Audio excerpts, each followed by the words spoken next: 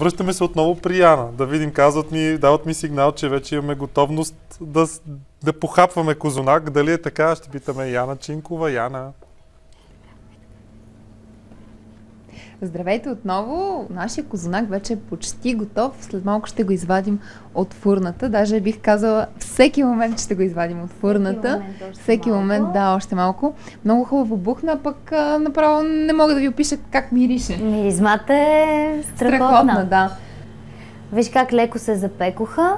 Печем ги в домашна фурна, е хубаво да се пекат на около 170-180. Аз това щях да попитам, понеже видях, че вие ги печете на 160 градуса, да, а в къщи, в фурните...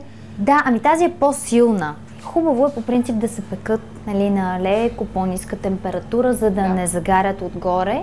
И така се пекат и малко по-бавно в къщи на около 170-180 градуса. Охо, духване. Ето чуваме звукът.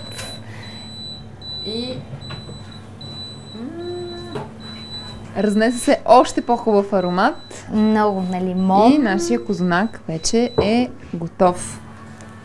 Виж как се надуха. По нищо не личи, че няма яйца и мляко.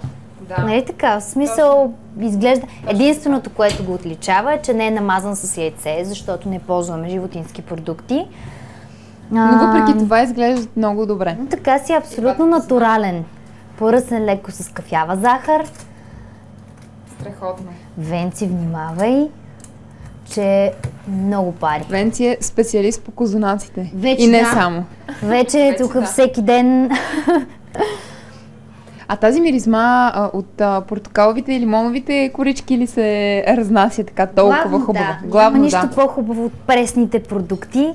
Каквото и масло да сложим, въпреки хубавите масла, които има. Пресните продукти са си пресни продукти. Настъргания лимон и настъргания портокал дава такъв аромат, който не може да се замести с нищо друго. Страхотно, да. И беше много важно да кажем, че трябва да изчакаме хубаво да изстинат. Слагаме ги върху решетка, за да може да не се запарват отдолу. И когато изстинат, ще ги разрежем.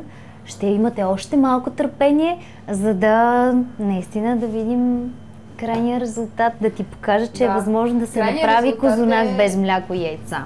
Да, крайният резултат наистина е много добър.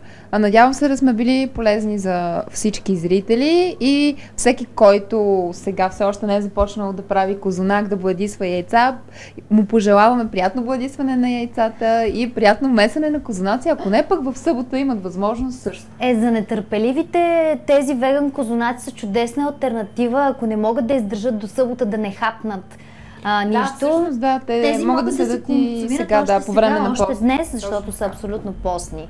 Аз много ви благодаря и на Венци, благодаря и на теб, че бяхте наши домакини и че ни показахте тези прекрасна рецепта така за козунак. На вас казвам до скоро и ще ви донеса козунак да опитате. Да, не забравяй за обещанието си, защото иначе с Марио Младенов ще се разсърдим и утре няма да дойдем, ако не ни донесеш от козунак, който приготви.